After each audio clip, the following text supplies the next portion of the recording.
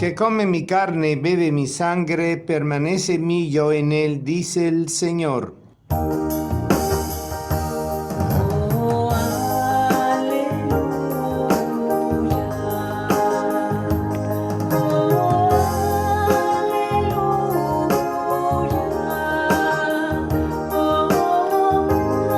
aleluya.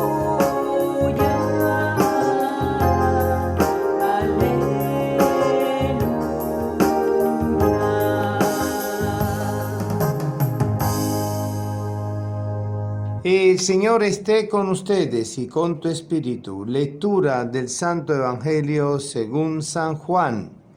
Gloria a ti, Señor. En aquel tiempo los judíos se pusieron a discutir entre sí: ¿cómo puede éste darnos a comer su carne? Jesús le dijo: yo les aseguro, si no comen la carne del Hijo del Hombre y no beben su sangre, no podrán tener vida en ustedes. El que come mi carne y bebe mi sangre tiene vida eterna, y yo lo resucitaré el último día. Mi carne es verdadera comida y mi sangre verdadera bebida. El que come mi carne y bebe mi sangre permanece en mí y yo en él. Como el Padre que me ha enviado posee la vida y yo vivo por él, así también el que me come vivirá por mí. Este es el pan que ha bajado del cielo, no es como el maná que comieron sus padres, pues murieron. El que come de este pan vivirá para siempre. Esto lo dijo Jesús enseñando en la sinagoga de Cafarnaúm. Palabra del Señor. Gloria a ti, Señor Jesús. El que come mi carne y bebe mi sangre permanece en mí y yo en él, dice el Señor.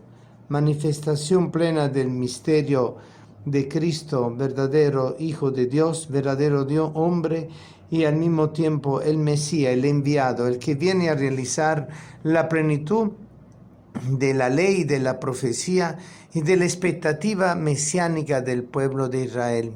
Y por eso, si se le reconociera como el Cordero de Dios, como hizo Juan el Bautista, allí el Cordero de Dios, entonces ellos pudieran tener un camino de conversión y creer en él. Pero si no lo reconocen como el Cordero de Dios, es muy difícil que puedan entender estas palabras que parecieran como terribles: la invitación a comer carne humana y beber sangre humana, que es propio de los paganos, de los idólatras y de las religiones no reveladas en Dios. Y allí donde nosotros comprendemos entonces el significado de la realización de la Pascua en la persona de Jesús. Jesús se conoce a sí mismo y se da a conocer como el Cordero de Dios.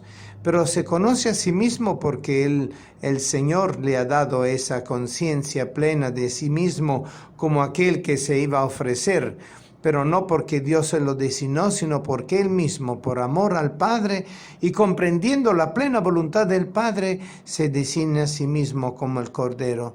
Pero lo da a entender bajo lo que es la realidad eucarística. Yo soy el pan vivo, bajado del cielo, es decir, el misterio de la encarnación. Y por eso el que come mi carne, bebe mi sangre en el acto eucarístico, es justamente aquel que se va a salvar, porque lo está reconociendo como único y verdadero Hijo de Dios y como el Salvador, el Redentor. Un sacrificio único, dice San Pablo, irrepetible, porque una vez que se da y acontece, no vuelve a repetirse.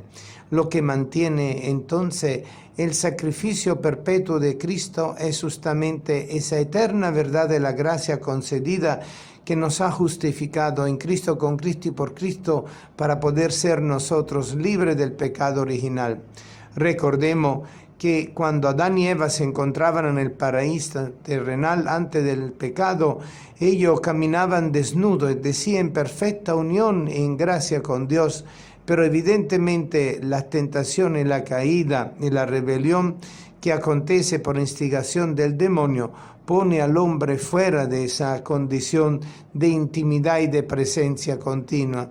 Y allí es donde comprendemos que sus hijos, que fueron justamente Abel y Caín, empiezan a ofrecer un culto agradable a Dios para llevar al Señor el sentido pleno, no de la justificación, sino por lo menos del agradecimiento de ser criaturas caídas en el pecado. Comprendemos entonces el significado de la ofrenda de Abel, que fue que ofreció el cordero, y el significado de la ofrenda de Caín, que ofreció solamente fruta y verdura. Es el dar lo mejor de sí mismo. Por eso Jesús da lo mejor de sí mismo, ofreciéndonos su carne, su sangre, para que todos nosotros participemos de su carne y de su sangre y nos transformemos en carne y sangre de Cristo. Somos la iglesia de Cristo, cuerpo de Cristo vivo, y acompañamos al Señor en el camino del testimonio pascual en nuestra vida hasta la vida eterna. Amén.